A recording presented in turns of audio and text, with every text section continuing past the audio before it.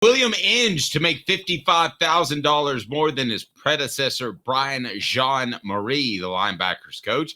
Darrell Sims to make $150,000 less than Jerry Mack, the running backs coach.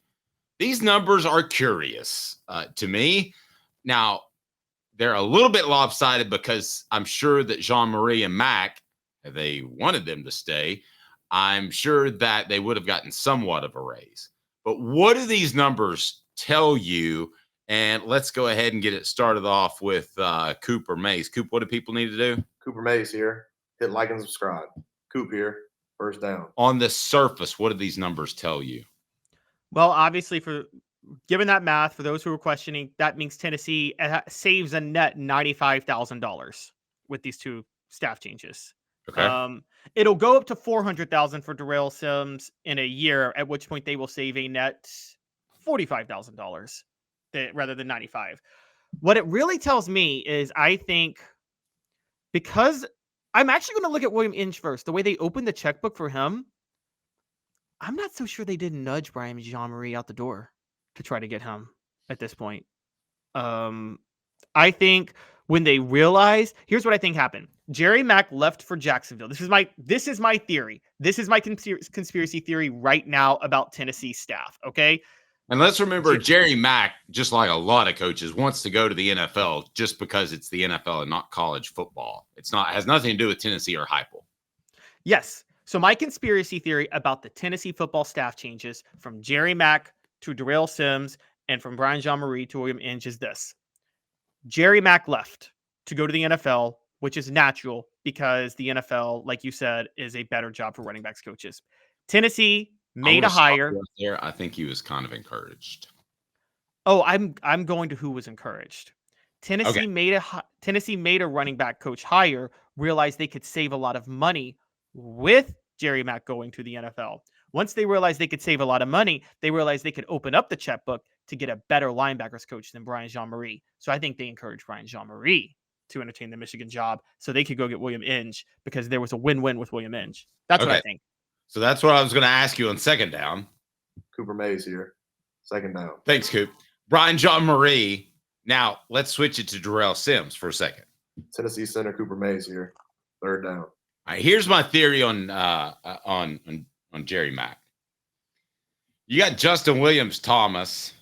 You got Cam Seldon. You've got all of these guys that have come in that are highly regarded that have not developed. And you start thinking about the list, and it gets pretty significant. There was a blown pass protection in the Citrus Bowl that was Dylan Sampson. There was one that was not. I think there's real question about Jerry Mack's ability to coach pass protection. And when you have all of your hopes and dreams taking snaps this season from a guy named Nico, you don't want him taking a lick off a guy that comes clean off the corner. I think Tennessee wants to get a lot better in pass protection from the running back position. It shouldn't be that hard, but asking around about it like I did, it's not just an effort thing.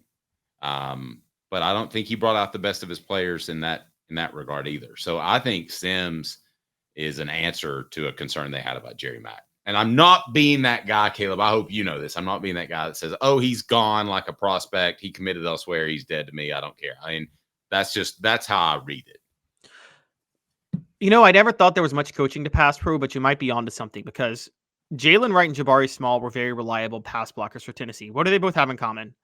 They played under Jim Chaney and that offensive system before Josh Heupel got to Tennessee. Jim Chaney coaches up pass pro for his running backs because he doesn't have any screens in his system. I don't know if you know that Jim Chaney doesn't believe in the screen. His playbook doesn't involve screens, meaning it's very crucial for running backs to pick up the blitz. Yes. And so he coaches that religiously. So Jalen Wright, Jabari Small, fine with pass pro. Dylan Sampson, there is not a Josh Heupel recruit at running back yet that has been reliable as a pass blocker for Tennessee. There hasn't. I mean, you're right. And yeah. And Cam Seldon, I mean, this isn't just people. There were a lot of people outside the program that I thought were saying too much about Cam Seldon last spring, that he was going to come out and be a star. I didn't see that happening. Running backs have to make that transition, which they usually do pretty quickly. But I'm talking about people inside the building that thought he was a real player. So why didn't he develop into a real player as the summer went on, as you got into the fall? Why are we waiting now to see what he can do? If he is that ready to go, it almost has to be pass protection, doesn't it? At least he would have played more in the Citrus Bowl, right? Well, with Cam Seldon, you mean? Yes. I think Cam Seldon, I mean, this is the other part of running back coaching. Worst vision I've ever seen for a running back. He's got Trent Richardson vision. Okay. I think we make a mistake sometimes, you and I in particular, of placing too much on natural instincts with running backs. There are some keys to read. I mean, and I think we also, and you reference this too, we maybe make it seem too easy to pass protect. If you'll notice, Tennessee shifts its running back from one side of the quarterback to the other quite a bit. So there's reads that are going on. I think we've maybe devalued what a running back, I was just thinking about this big picture last night. Maybe we've devalued what a running back coach can bring to the table because it seems so easy to bring to the table. Randy Sanders, who you and I would agree was not an elite offensive coach, could handle running backs just fine. But Tennessee hasn't had running backs handled just fine. So when I went back and looked at this, I'm wondering if they just gave him the door. Dave, that's really hard for me to say, though, because Tennessee had the most athletically gifted running backs in the history of man on their roster in the 90s. I mean, Jamal Lewis is – what type of coaching do you have to do I for agree Jamal? with you. I agree with you, Caleb. It is absolutely the base of what you should bring to the table. It's like telling an employee that they have to wear a shirt to work that day. You know, I'm not saying it's difficult, but I think somebody forgot to wear their shirt to work on certain days. That's my point. You're saying that it was that bad. By the way, that's like, Dennis Rodman forgot his shoes to practice one time, and it was against I know LA. Shaq showed up to practice naked. And oh, he did? I didn't know that was a big that. pass. I'm not practicing that day. Hit the like and subscribe button if you don't want to see Shaq naked, because I don't. Well, you'd never get over that. Yeah, I just think it was that base. I think it was that base level. And listen, I don't blame you for wanting to go and coach in the NFL because it's easier, but doesn't that say a little bit about his direction in life and where he is with Jerry Mack at this point? He wants things to be a little bit easier. Well, he was considered there was like a 40 under 40 that they do every year of assistant coaches under 40 who are the next rising star at head coach. And Jerry Mack has been on the list 2 years in a row by ESPN. So, but I mean, you're right. It's possible. Like, let's think about it this. Do you want the grind of becoming a head coach? Or would you just you're right, maybe take the easier road out, collect the check, go to Jacksonville and be like, hey, I'll limit my potential to become a head coach, but I'm working less now. Well, don't forget this either, that the pension plan for coaches in the NFL is tremendous. If you can make it 5 years as a player or coach, when you get to be about 45, you're getting a pretty good chunk of change, like a full-time salary for the rest of your life. So that could be in his plans as well. I don't want to question his work ethic, but there is a difference between being a Nick Saban type of worker and a Derek Dooley type of worker. There are variances in between. And I just wonder if you want to go to the NFL so quickly before some of this NIL stuff gets worked out, and it will. The calendar is going to get fixed to some extent. I just wonder if you want to move so quickly. Are you the hardest worker on the staff? Are you the guy that – I'm not trying to throw dirt on somebody just because they left, but it does make me wonder a little bit about what you want to accomplish with your goals. The championships, or is it just a career? There's another element to this too, though, and which is if you're a family type of person, because I'm just going to tell a personal story real quick. When I got out of college, my goal was to be a local news TV anchor for a big city, preferably we move back home to Memphis or do it in DC, whatever. I knew that you had to, this, Dave, you're in journalism. To do that, you have to start in Nowheresville. I have never heard of this place. I can throw a stick and the whole town will hear it, USA, right? And you have to do it making sweatshop labor, all right? And you have to climb the ladder slowly over 10 to 15 years.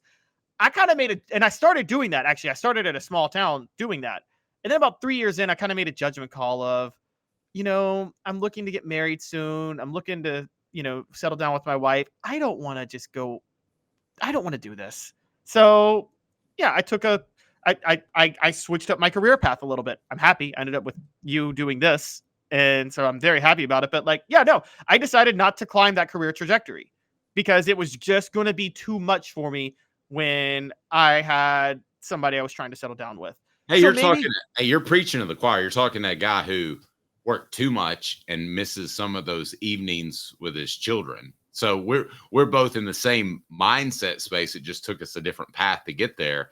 And listen, I got no problem if a coach wants to go to the NFL and have a family life and not have to worry about a kid getting arrested or a kid fell in a math test or something stupid. I mean, there's so many stupid things that college coaches have to worry about. I'm not going to knock anybody for wanting to go to the NFL. I think that Mark Emmert, the former NCAA president, should still be ashamed of himself because the calendar is so incredibly bad that you've got coaches that want to go ahead and bolt. So I'll ask you for fourth down. All SEC center Cooper Mays here. Fourth down. Simply put, Tennessee's staff is better than it was, much better than it was, worse than it was, much worse than it was. 60 seconds. Caleb's answer. Imagine having the best spas made right here in the United States of America in your backyard. Dynasty Pools and Spas. Their showroom is open in Athens right off the interstate. You can stop by and check out the best hot tubs and spas in the market. And delivery, yes, they can do that to Knoxville or Chattanooga. They've got complete support, spa cover, and chemicals to keep your spa bubbling at its best. They also have pool chemicals as well. Dynasty Pools and Spas, amazing discounts for first responders, military, and even some blemished models that can save you a ton, and no one will ever notice. Mention Off the Hook Sports, get $500 off. Mention Off the Hook Sports, get $500 off. Dynasty Pools and Spas. Go to dynastypoolsandspas.com or stop by that showroom in Athens. dynastypoolsandspas.com. Dynasty Pools and Spas. Hey now. There you go. Mention Off the Hook Sports, get $500 off. Hit that like and subscribe button. So let me ask you, Tennessee's coaching staff is much better, worse, much worse than it was a week ago before they had two coaching changes in the assistant ranks. I'm going to go better. I won't go much better because we don't know Darrell Sims versus Jerry Mack. But I think we can definitively. But I think you can say that. You say that because I feel better about the other one. Go ahead, finish your point. Well, no, I think you were right that maybe Jerry Mack was nudged off, but we don't know how good Darrell Sims will be. Is what I'm saying. We're not sure he'll be good. We know verifiably that William Inge is better than Brian Jean-Marie. Like, we know that for a pretty solid, their track records make it clear. Look, I'm sorry, but you're right. Running backs and linebackers both underachieved in terms of development. The difference is, what are the chances that both were pushed out the door? That's where I was going to get it. You've convinced me. I think both may have been pushed out the door, at least nudged. I mean, Jean-Marie, I know you like Sharon Moore at Michigan a lot, and you think he's going to have success there, correct? Yes, I do. I love it when I put words in somebody's mouth and then ask them if it's correct. It's always nice. I know you don't like certain people, but anyway, you like him. But let's face it, that's a less stable job than coaching for Josh Heupel right now, isn't it? I mean, Moore could tank. Absolutely, he could. Absolutely, he could. I agree. That's a less stable job. I think it's very possible they were nudged. Also, let's put it this way: they were nudged for two reasons. There's a net improvement of the staff, I think, already, and you're saving money. Now, okay, it's the University of Tennessee. You're saving $95,000. That is chump change. But hey, Dave, you tell me, $95,000, that might be enough to sway a recruit on the NIL trail, right? Could be.